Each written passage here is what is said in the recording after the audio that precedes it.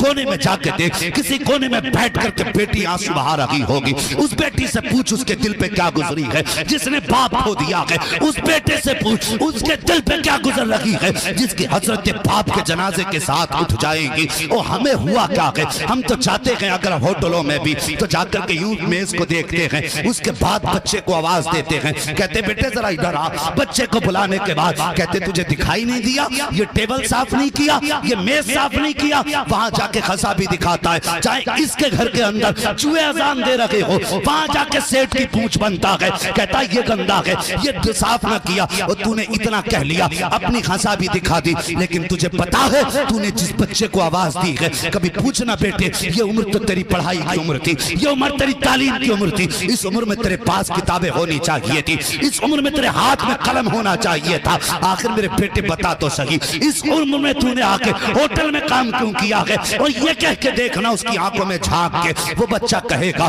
मैं भी चाहता था स्कूल जाता, मैं भी चाहता था मदरसे में तालीम हासिल करता, मेरी भी ख्वाहिश थी कि मेरे हाथ में कलम होता, मैं भी ये चाहता था कि किसी के झूठे बर्तन न धोऊं। लेकिन जिस दिन बाप का जनाजा उठा, मेरी माँ ने कहा बेटे बस्ता रख दे, अब तेरी उम्र पढ़ने की नहीं रह गई है, देख बहन बड़ी हो गई है, अगर ये घर से बाहर जाएगी हमारी इज्जत चली जाएगी, इसलिए लख्ते जिगर जा कहीं जाके काम तलाश कर ताकि तेरी बहन को और मुझे इज्जत से घर में बैठ के रोटी मिल सके। वो बच्चा तुझे बताएगा मैं भी पढ़ना चाहता था, लेकिन यतीमी के दाग ने मुझे मजदूरी पे मजबूर किया है, मेरा भी बाप होता मैं भी कलम चलाता, लेकिन जिस दिन से बाप गया है माँ ने उस दिन से काम पे भेजा है, और जब शाम को 150 लेके जाऊंगा तो या तो इससे राशन आएगा या मेरी माँ की दवा आएगी। और यार तुम जाकर के कहते हो ये टेबल साफ ना की, ये तूने बिस्तर साफ ना किया, ये कुर्सी साफ नहीं की। जब तुम बच्चे को डांटते हो तो तुम्हारी डांट उस वक्त सिर्फ डांट होती है,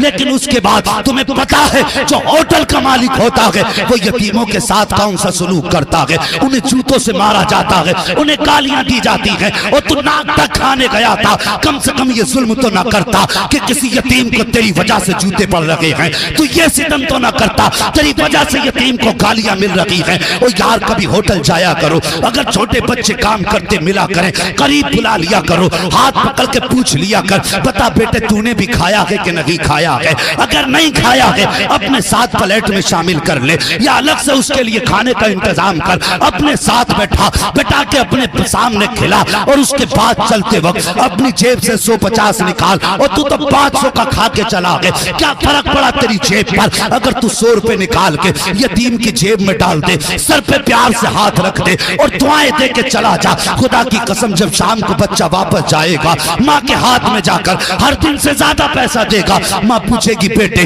तेरी मजदूरी तो 100 रुपए थी, बताइए आज 200 कहाँ से लाया है?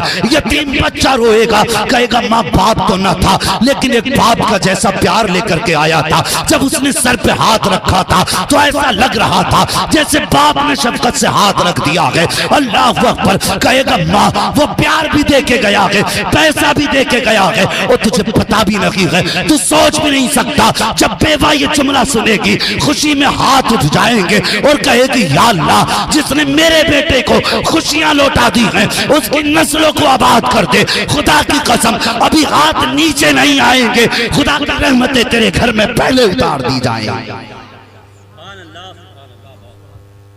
सोचो कितना बड़ा भाव है यतीमी का, कितना दर्द होता है उन लोगों को जीने में जिनके सर से बाप का साया उठ जाता है। ऐसा समाज अगर आपको मिले अल्लाह तौफीक दे, अगर नए जूते लेने जा रहे हो और यतीम नजर आ जाए तो मारो गोली जूते को, जेब में हाथ डाल, यतीम की जेब में पैसा डाल दे। खुदा की कसम यहां यतीम की वजह से तू टूटी चप्पल पहन, फिर देख जब पुलसराज से गुजरेगा तो अल्लाह के फरिश्ते अपने पर बिछा देंगे। करना ऐसे काम, लेकिन है क्या, हालात क्या है, गौर कीजिए। ये समाज है हमारा, ये बैठे हमारे भाई लोग सामने, अल्लाह भला करे, सबकी नस्लें अल्लाह आबाद रखे और सबकी उम्र में बेपनाह बरकत अता फरमाए।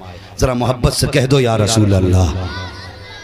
इतने खामोश लोग, मैं समझता हूं कि यकीनन आप ध्यान से सुन रहे हैं, और मैं इस चीज का आदी भी नहीं हूं कि आप शोर मचाएं मुझे मजा आए, मजा तुम्हारे शोर से नहीं लेना, मजा तो तब आएगा जब मुस्तफ़ा मुस्कुरा के कह देंगे आ जाओ। जब दुनिया सो रही थी तुम बैठ के मेरे मदीने वाले मेरी बातें, मेरी गलियों की बातें, मेरे शहर की बातें कर रहे थे। अल्लाह अकबर, तब मजा आएगा। आज कोई मजा नहीं है। हाँ, गौर से सुनना हमारे समाज में क्या नहीं हो रहा है आज। अल्लाह अकबर, देखे होंगे आपने अक्सर जब कोई बच्चा यतीम होता है तो हमारे समाज में लोग होते हैं, कुछ अलग तरह के लोग होते, तो वो उनका भतीजा लगता है रिश्ते में। जो यतीम हुआ है भतीजा, सगा भाई दुनिया से गया, तो तीजे तक तो भतीजों को अपने सीने से लगा के रखते। कहते नहीं नहीं बेटे, उदास ना होना, बाप नहीं तो क्या हुआ, हम हैं तुम्हारे साथ। तीजे तक बड़ा प्यार देंगे, क्योंकि तीजे तक अक्सर मेहमान आते जाते रहते हैं, आते जाते रहते ना 3 दिन तक। तो लोग तो दिखाने के लिए भतीजों को सीने से लगा के रखे, और 3 दिन के बाद फिर भूल जाता है कि मेरा भतीजा किधर है, मेरी बेवा भाभी कहाँ है। फिर अपनी मस्तियों में मस्त हो जाता, चूर हो जाता अपनी खुशियों में। और उसके बाद क्या करता है फिर, अल्लाह अकबर, फिर अपने घर में गोश्त की खुशबुएं आ रही हैं। उधर यतीम के घर ईद के दिन भी गोश्त नहीं है। ये हमारा समाज है, ईद के दिन भी गोश्त नहीं है। अगर किस्मत से बकरा इसने काट लिया तो ये नहीं देखेगा कि मोहल्ले में गरीब कौन है, कौन ऐसा जिसने जिंदगी में कभी बकरा नहीं खाया होगा महंगे की वजह से।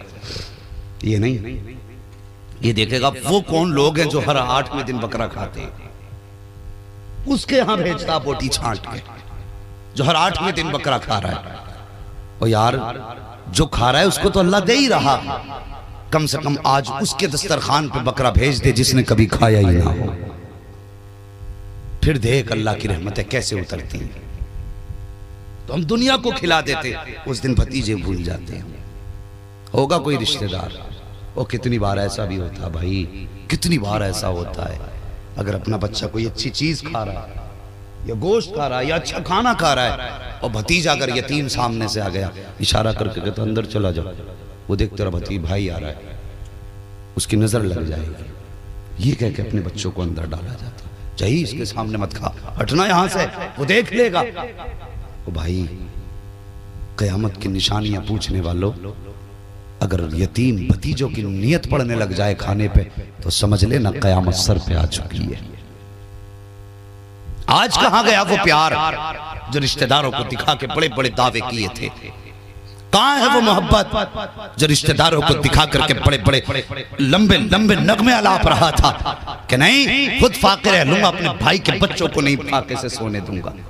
एक बार भी पूछा जाके कि तुम्हारे घर से आज धुआं क्यों नहीं उठा, तुम्हारे घर से आज घर के खाने की खुशबू क्यों नहीं आई?